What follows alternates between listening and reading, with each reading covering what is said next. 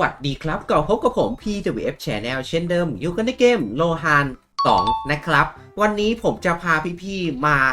ลงลึกเกี่ยวกับตัวละครของพระนะครับหรือฮิลเลอร์นะครับที่ก่อนที่จะเป็นพีทกันเนาะเพราะวันนี้ผมก็เล่นได้ไม่เยอะหรอกผมเล่นแค่เวลประมาณ41-42เพราะว่าผมก็ไม่ได้เล่นเกมนี้แบบจริงจังอะไรขนาดนั้นมากนะครับอ่ะวันนี้เราจะมาไกด์เบื้องต้นสำหรับคนที่จะเล่นเป็นพระในเกมโลฮาน2นั่นเองนะครับผมว่าควรใช้สกิลอะไรควรเรียนสกิลอะไรก่อนแล้วก็สเตตัสอัพยังไงนะครับแนวทางการเล่นในช่วงแรกก่อนที่เวลจะ50เราควรจะเล่นประมาณไหนนะครับเอาล่ะครับ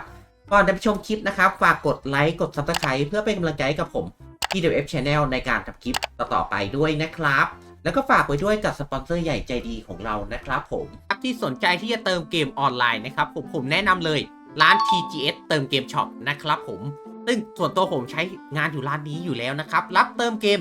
24ชั่วโมงนะครับผมซึ่งพี่ๆสามารถเข้าเว็บไซต์นะครับ Line แอดหรือ Facebook ก็ได้ซึ่งถ้าเข้าผ่านเว็บไซต์นะครับจะมีเกมให้เลือกเยอะมากมายว่าจะเป็น PUBG Mobile Identity V นะครับ Mobile Legends Bang Bang หรือจะเป็น RV RMC ก็ได้ทั้งนั้นนะครับสามารถเติมเกมถูกไวปลอดภัย24ชั่วโมงได้ที่ร้าน TGS เติมเกมช็อปนะครับผมอย่าลืมบอกด้วยนะว่ามาจาก PWF Channel ของเรานะครับพี่ๆอาจจะได้ส่วนลดพิเศษหรือโปรโมชั่นพิเศษจากทางร้านได้นะครับฝากไว้ด้วยกับร้าน TGS เติมเกมช็อปนะครับผมฟาร์มเกมที่มีระบบออโต้นะครับแล้วไม่มีเวลามานั่งปล่อยบอทตลอดเวลานะครับวันนี้เบสขอเสนอเลยนะครับ UG Phone นะครับผมแอปพลิเคชันที่สามารถช่วยพี่ๆฟาร์มได้ง่ายยิ่งขึ้นแล้วสะดวกมากนะ UG Phone เนี่ยเปรียบเสมือนมือถือเครื่องหนึ่งเลยที่ช่วยให้พี่ๆฟาร์มเกมได้ทั้งวันทั้งคืนแม้โทรศัพท์พี่จะดับไปแล้วหรือคอมจะปิดไปแล้วก็ตามหรือว่าจะนอนหลับก็ตามนะครับตัวเกมก็จะฟาร์มให้เราอยู่ตลอดเวลาเลยเหมาะสำหรับพี่ๆที่อยากจะเติบโตแบบรวดเร็วนะครับและไม่อยากจะเปิดมือถือให้แบตเสื่อมหรือแบตบวมแบตระเบิดตุ้มขึ้นมานะครับผม UG Phone จะเข้ามาช่วยในส่วนนี้ได้ดีมากๆเลยนะครับราคาเริ่มต้นแค่วันละ10 บาทเท่านั้นตัวแพ็กเกจนะครับผมแนะนำให้พี่ๆลองใช้เป็นตัว MVP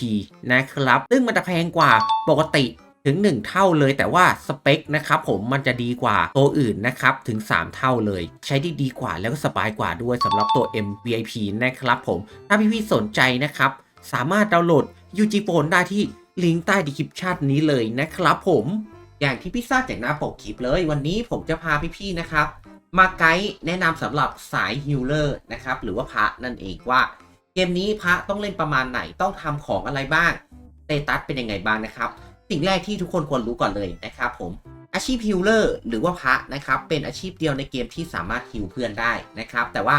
เรื่องการแจกจ่ายบัฟอาชีพอื่นก็ทำได้นะอ่ะเรามาดูก่อนดีกว่าว่าอาชีพนี้มีจุดดีจุดเด่นยังไงบ้างนะครับจุดดีของอาชีพนี้นะครับผมค่อนข้างถึกแล้วก็มีรักษาเพื่อนมีบัฟให้กับเพื่อนด้วยนะครับแล้วก็มีพาสซีฟที่ค่อนข้างจะโอเคแหละแต่อาชีพอื่นก็มีนะไม่ได้เก่งมากอะไรขนาดนั้นนะครับผมก็ประมาณนี้ถัดไปเมื่อเราเลเวล50นะครับจะมี2สายก็คือเทมเพลากับพีทแต่ผมแนะนำให้ไปเล่นพีทเหมือนจะดูเก่งกว่านะจากเท่าที่ผมอ่านสกิลเรามาดูสกิลดีกว่าว่ามีอะไรบ้างนะครับมี Arcane Burst นะครับผมเป็นการยิงลูกแก้วออกไปด้านหน้านะครับทำดาเมจใส่ศัตรูซึ่งแรงมากๆสกิลนี้ถัดไปครับ Marius Force ครับผมเป็นสกิลเพิ่มเกราะให้กับเพื่อนๆนะครับทั้งกายภาพทั้งเวทเลย30หน่วยสกิลนี้ก็ดีควรจะอัพด้วยซ้ำนะครับเพราะว่าเป็นสกิลที่ใช้ได้แม้เวลจะเยอะแค่ไหนก็ตามสกิลนี้ก็ยังเป็นสกิลที่ควรคุ้มค่าแก่การใช้งานอยู่ดีนะครับถัดไปสกิลฮิลครับสกิลฮิลตัวนี้อัพก็ได้จะเปิดใช้ออโต้ก็ได้ไม่เปิดก็ได้ส่วนตัวไม่ได้เปิดนะครับเพราะว่าใช้ยาแดงน่าจะคุ้มกว่าเลือดเราไม่ค่อยเยอะแรกๆเราก็ใช้ฮิลไม่คุ้มต้องเลือดเยอะหน่อยนะซึ่งมาสามารถฮิลเพื่อนได้แต่เพื่อนพี่ต้องกดหัวเพื่อนแล้วก็กดฮิลเองมือนะครับไม่สามารถฮิลออโต้ได้ถ้าไม่ใช่ฮิลหมู่นะครับถัดไปดีวายบีมครับสกิลนี้ก็แรงเช่นกันแล้วก็เหมือนสกิลอัปเกรดของ Arcane Burst นะฮะแล้วก็เชฟไซส์นะครับผมก็เป็นสกิลเดียวเหมือนกันนะครับเป็นสกิลทำดาเมจแนะนำว่าเปิดทุกสกิลจะได้ฟาร์มไวๆเนาะเพราะเกมนี้สกิลแรงกว่าตีธรรมดาเยอะมากๆนะครับถัดไปดูพีทดีกว่าเมื่อเราเป็นตัวซัพพอร์ตเต็มที่เมื่อเราย้ายเป็นพีทตอนเลเวล50นะครับสกิลของเราจะแรงด้วยค่า Wisdom แล้วนะครับหลังจากนี้เราจะต้องอัพค่า Wisdom ให้เยอะขึ้นนั่นเองแล้วก็มี Magic Barrier นะครับเป็นการมอบเกราะแทนเลือดให้กับเพื่อนเป็นเวลา5 วินะครับซึ่งมันจะเยอะหรือน้อยขึ้นอยู่กับค่า Wisdom ของเรา1 Wisdom เท่ากับ5หน่วยในการกันดาเมจนะครับ ยิ่งอัพ Wisdom เยอะก็จะยิ่งการดาเมจได้เยอะแต่จริงๆมันก็ไม่ได้เยอะมากไม่จำเป็นต้องอัพก็ได้นะครับถัดไปครับ My Air ครับผมเป็นสกิลใช้ใส่สตูแล้วก็ล็อกขาสตูนั่นเองนะครับผมก็เป็นสกิลที่ใช้ในการสู้กับคนได้แล้วก็ฟาร์มได้ด้วยแต่เป็นสกิลหมู่อาจจะตายได้นะไม่แนะนำให้ใช้เท่าไหร่ถัดไปกรุ๊ปฮิลเป็นสกิลฮิลหมู่นะครับซึ่งสกิลนี้สามารถเปิดออโต้และฮิลเพื่อนๆในปาร์ตี้ได้เลยนะครับบอกเลยว่าดีมากๆสำหรับกรุ๊ปฮิลก็จะไม่ต้องมานั่งฮิลเดี่ยวแบบฮิลแล้วหลังจากนี้เราก็ย้ายมาใช้กรุ๊ปฮิลเลยแต่ว่าข้อเสียก็คือสกิลนี้คูลดาวน์นานมากนะครับ39วินาทีเลยนะครับถัดไปครับเป็นสกิลสุดท้ายนะครับของภาคนี้หรือว่าเวอร์ชันนี้นะครับผมอาจจะมีสกิลมากกว่านี้แต่ว่ามันเป็นในอนาคตอันไกลต้องรออัปเดตมาก่อนเนาะสกิลสุดท้ายของแพทนี้ก็คือ Obfuscation นะครับผมก็เป็นสกิลลดดาเมจที่ได้รับก็เอามาใช้คู่กับเจ้าตัว Marius Force ได้นะครับผมก็จะถึกมากๆนั่นเองแต่ว่าสกิลมันคูลดาวน์35วินาทีอยู่20วินาทีนะครับมีเวลาหน่วงอยู่ประมาณ15วิเนาะต่อไปเทมพลาที่เราไม่ได้พูดถึงกันแล้วก็ไม่แนะนำให้เล่นสักเท่าไหร่นะครับผมไม่ใช่สายประชิดแต่อย่างใดไม่ได้ถึกด้วยนะครับเทมพลาก็จะเป็นสายตีไกลเหมือนเดิมนี่แหละแต่ก็สกิลส่วนใหญ่ก็จะเน้นไปเรื่องการทำดาเมจแล้วก็ CC ใส่สตูซะมากกว่านะครับแล้วก็ยังซัพพอร์ตเพื่อนได้เหมือนเดิมแต่ว่าส่วนใหญ่จะเน้นไปที่การบุกหรือว่าการ PP เป็นส่วนใหญ่สำหรับเทมพลาเนาะส่วนตัวแนะนำนะครับถ้าจะเล่นนะผมแนะนำเล่นเป็นพีทดีกว่าพาสซีฟก็ค่อนข้างดีกว่าด้วยนะครับถ้าถัดไปเทมพลาพาสซีฟก็ได้แต่มันจะไปแนวสายโจมตีสาย PP ทำดาเมจซะมากกว่าส่วนพีทจะเป็นแนวซัพพอร์ตนะครับผมแล้วก็ถึกด้วยผมว่าเล่นพีทโอเคกว่าเนาะจบไปแล้วสำหรับเรื่องสกิลต่างๆนะครับของอาชีพฮิลเลอร์พรีสเทมพลานะครับถัดไปสกิลเราสามารถเรียนได้ยังไงบ้างนะครับสกิลเราสามารถมาที่ร้านค้านะครับผมแล้วก็ไปที่ส่วนสกิลแล้วก็ดูได้เลยว่าเราจะเอาอะไรนะครับสกิลมันเขียนว่าตำราแอคทีฟทั่วไปพาสซีฟทั่วไปแอคทีฟขั้นสูงพาสซีฟขั้นสูงนะครับไอ้พวกนี้ก็คือเป็นตัวแทนของสกิลถ้าเราจะเรียนสกิลสีขาวให้เราซื้อทั่วไปถ้าเราเรียนสกิลสีเขียวให้ซื้อขั้นสูงครับถ้าเราอยากเรียนสกิลสีฟ้าให้เราเรียนสกิลหายากส่วนสีม่วงต้องดรอปจากบอสเท่านั้นนะครับผมหรือผสมเศษสมุดหนังสือเอานะครับก็ประมาณนี้เมื่อเราเรียนเสร็จปุ๊บมันก็จะให้แต้มเรามาพอแต้มมาปุ๊บให้เรากดที่สกิลแล้วก็กดเรียนได้เลยนะครับประมาณนี้ไม่ได้ยากมากนะครับสำหรับเกมถัดไปเราอธิบายในส่วนสกิลเสร็จแล้วในส่วนอุปกรณ์นะครับผมแนะนำว่าให้กลับเมืองแล้วก็ไปซื้อพวกอุปกรณ์สีขาวมาคราฟขั้นให้เป็นสีฟ้าแล้วก็ทำการบวก15ให้หมด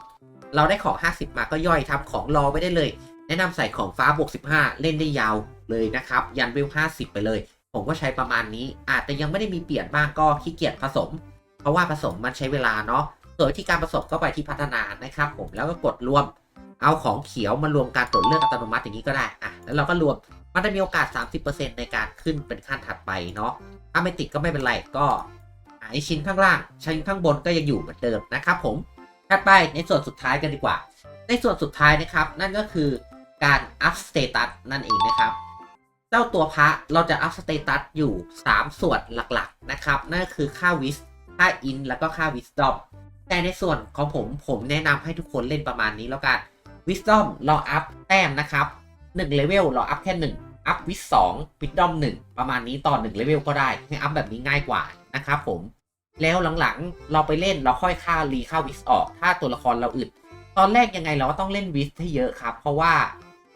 การลงวิสเยอะมีข้อดีอย่างหนึ่งก็คือพี่จะฟาร์มสบายมากๆตัวละครจะไม่ตายเดินเควสชิวๆข้อเสียคือตีเบามากๆนะครับผมแต่ว่า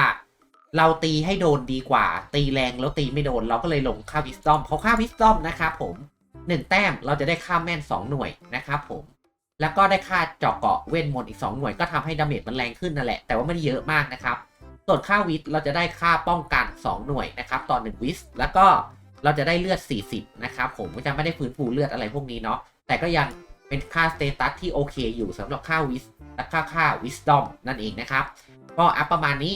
วิส2วิสดอม1หรือจะอัพวิสดอม2วิส1ก็ได้นะครับเก่งเหมือนกันเลยนะครับผม